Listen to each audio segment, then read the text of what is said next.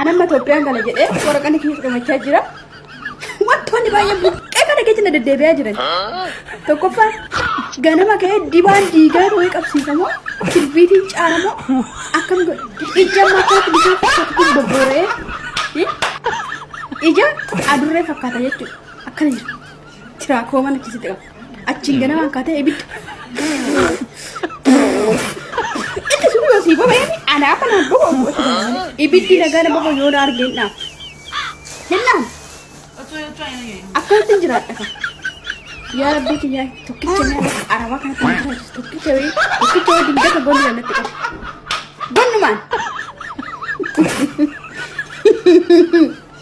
Hindi ana sitti baradhe kaa ganama ga'ee gaazii xoo guree gaazii qachi deegee gaazii bakka sadii afur itti qabsiiste ija illee hojjettee fixu baratte Itoophiyaa gaafa galte biddeen galchuuf sa'aatii 5 sitti fudhate wati sa'aatii 5 odoo ibidda ijatti gadi jettee afuuftuu achi ijatti aarri kun cam godhaa ija kee cam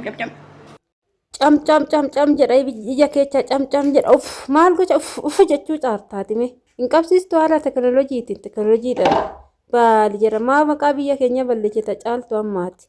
Ara waaqa sodaadhu dubartii moo qabdu ta'uu qabdaa. Yookaan immoo hafuu dandeecha biyya arabaa sanitti maaltu nu galchere nu hafika inde nu an jiraanna warroonni biyya jiraachuu barbaannu warroonni galleetoo jiru biyya oofuu barbaannu hin galla kun waliin haala kanaan qabsiisaarti jechuudha ibidda haala salphaan ni qabsiifama ibiddi ka maal jetture kabajamtootaa fi daawwattoota hordoftoota keenya nageenyi kun kan jaalalaa fi kabajaa bakkaa fi lafa irratti ni baay'atu anis obboleettiin keessan bakkaa fi lafa jirutti waaqayyoon galannaa ga'u nagaa fayyaa kooti. Egaa viidiyoo caaltuu irratti hundaa'ee kanan aadaa biyya keenyaa isinitti agarsiisuuf jira jechuudha.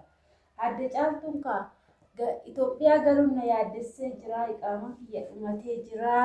Garuu amma Itoophiyaa gaafan galee ganama ibidda dibaa diiguu galgala ibidda dibaa diiguu kan jechuudha. Egaa hordoftoota kiyyaa asumarraa warroonni mana kiyyaa haaraa taatan like share gochuudhaan gara maamila keenyatti dabalamaa jira akkuma argitan ka ibidda kiyyallee qabsiiseera jechuudha. Hin qabataa wanni hin qabanne hin jiru. Hin qabataa jechuudha. Kuni amma kasala qabsiisuuf kan deebaara jechuudha. Ganama sa'aatuma caaltuun jette sanidha obboroodha jechuudha. Isinii galeenti. Egaa namni kamiyyuu taanan aadaa biyya ofii jireenya biyya ofii dagachuu hin qabu. Biyyi teenya hin qayyaramne hin jijjiiramne hin saraxalle jechuu miti. Biyya arabaa ta'anii aadaa isaanii gaazii silindarii isaanii ilaalanii akkanatti hin jiraadha hojjette. Yoo jabaattee biyya ormaatitti biyya arabaatti hojjette silindariin biyya arabaa gaaziin biyya arabaa Itoophiyaa keessa ni jira jechuudha.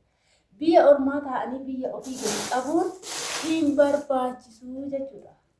Haalli jiruuf jireenya biyya keessaa baay'ee jijjiirameera akka kaleechaasanii miti. Ijoollee baay'een biyyuma arabaa teechanii jiruun biyya keessaa fi biyya arabaa akkuma kaleechaasan jettanii kan yaaddan ni jirtu jechuudha. Garuu biyyattiin teenya baay'ee jijjiiramteetti. Ilaala haala salphaatan qabsiisee hidda kanaan akkamitti akkan qabsiise argitanii jirtu jedhee yaada. Amma kasala kiyya yoon itti naqadhe ala yoon godhe hoosuma naa qabata jechuudha. Kateessaa dhiyaana qabsiisee akkuma argitassanii ammoo kasala itti naqachaara jechuudha.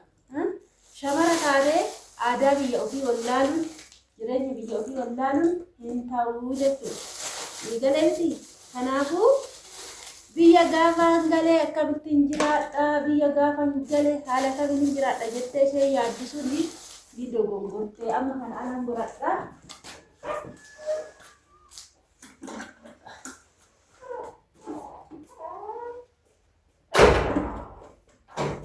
Akkuma argitanii ibidda kiyyaa ala baaseera. Inni kun amma xiqqoo yoo ture maal ta'a?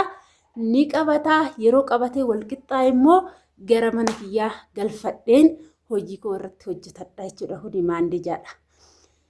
Egaa gaafan biyya galee jiruun biyya ormaa ni ulfaatti.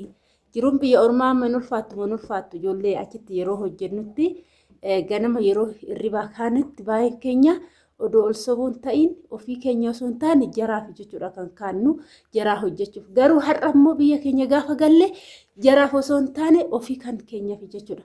Kanaafuu yeroo hundumaa lafan taa'ee jira baay'ee kanaafuu jechuudha yeroo hundumaa biyya keenya gadi qabuu hin qabnu. olutaaltus gadutaaltus bitaa yaabbattus mirgaa yaabbattus walgeettiin kooraadha akkuma jedhamu. Biyya ormaa waggaa 10 ta'echu waggaa 15 ta'echu aga barbaaddes ta'echu idimee kee guutus ta'echu dhumni kee biyyumatti dhalatte kana ta'a jechuudha. Kanaafuu biyyatti dhalatte kee gadi qaboo osoo hin taane gaafan biyya galee akkamittan jiruu koo oofadhaadha. Gaafan amma galuufan ta'a. Gaafan gale jiruu kanan jiraadha. Gaafan gale akkasitti hin jiraadha. Lakki akkasitti hin jiraattu. Yoo akkasitti hin jiraadhu jette jalqaba irratti biyya Arabaa yeroo hojjettutti kaayyoo keeti. Maaliif akka hojjettu jireenya keeti iddoo kenniiti waan hojjettu san namaa osoo hin taane ofii keetiif jechuudha. Ofii keeti dursa kenni. Ofii keeti dursa kenniiti waan hojjettu hundumaa qabadhu biyya keetitti deebii gaafa san jiruu gaarii ni jiraatta. Silindariin biyya Arabaa jira Itoophiyaa keessa illee jechuudha. Wanni dhabame hin jiru. Itoophiyaa keessa wanti takkittiin ishii hin dhabamne jira. Kanaafuu yeroo biyya kan keetitti hojjettu biyya Arabaatitti hojjettu gaafan galee akkamittiin jiraadha.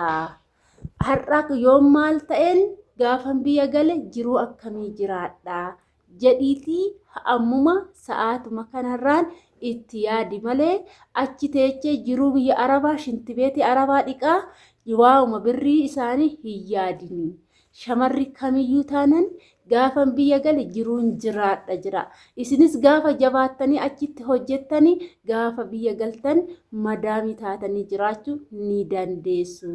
Waannan irra guddinatti achitti yeroo hojjettan maallaqa argatta firfirsuu abbaa argitanii erguu qabannaa wallaaloo osoo hin taane dursa ofii keechanii ta'a. Saniin booda amma ani naannoo kiyya kana xiqqoo qoxaarinnaaf hin geenye hanga ga'utti malee fakkeenyaaf ibsoonni jira istoofiin jira istoofitti fayyadamtaa akkasumas silindariin jira gaazii galfattee akka Arabaatti fayyadamuu dandeessaa.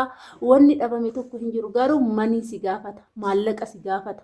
Kanaafuu maallaqa san qabattee gaafa galte jiruu biyya Arabaa jiraachuu dandeecha Itoophiyaa keessa teechee immoo biyya keessa hin tuffatina. Biyya ormaati ani kaleellee biyya ormaa keessa taa'ee biyya koo tuffadhee hin beeku.